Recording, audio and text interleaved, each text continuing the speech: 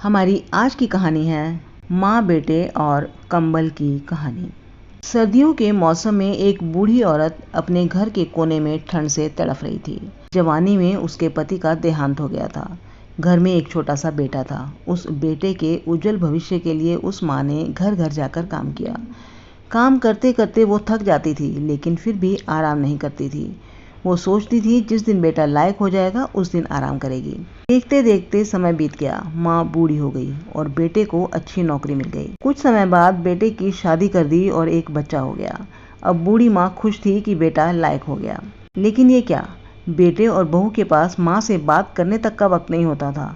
बस ये फर्क पड़ा था कि माँ के जीवन में पहले वह बाहर के लोगों के बर्तन और कपड़े धोती थी और अब अपने बेटे और बहू के घर में। फिर भी खुश थी क्योंकि औलाद उसकी थी। सर्दियों के मौसम में एक टूटी चारपाई पर बिल्कुल बाहर वाले कमरे में एक फटे कंबल में सिमट कर माँ लेटी थी और सोच रही थी, आज बेटे को कहूँगी तेरी माँ को बहुत ठंड लगती है, एक नया कंबल ला दे।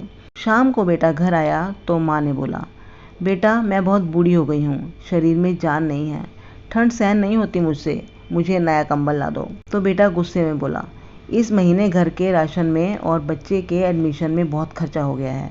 कुछ पैसे हैं पर तुम्हारी बहू के लिए शॉल लाना है, वो बाहर जाती है, तुम तो घर में रहती हो, सहन कर सकती हो, ये सर्दी निकाल लो, अगले साल ला दूंगा। बेटे की बात सुनकर माँ चुपचाप सिमटकर कंबल में सो गई। अगली सुबह देखा तो माँ इस दुनिया में नहीं।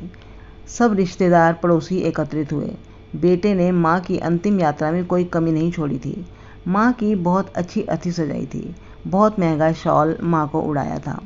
सारी दुनिया अंतिम संस्कार देकर कह रही थी, हमको भी हर जन्म में भगवान ऐसा ही बेटा दे। मगर उन लोगों को क्या पता था कि मरने के बाद भी एक माँ तड़फ रही थी, सिर्फ और सिर्फ एक कंबल के लिए।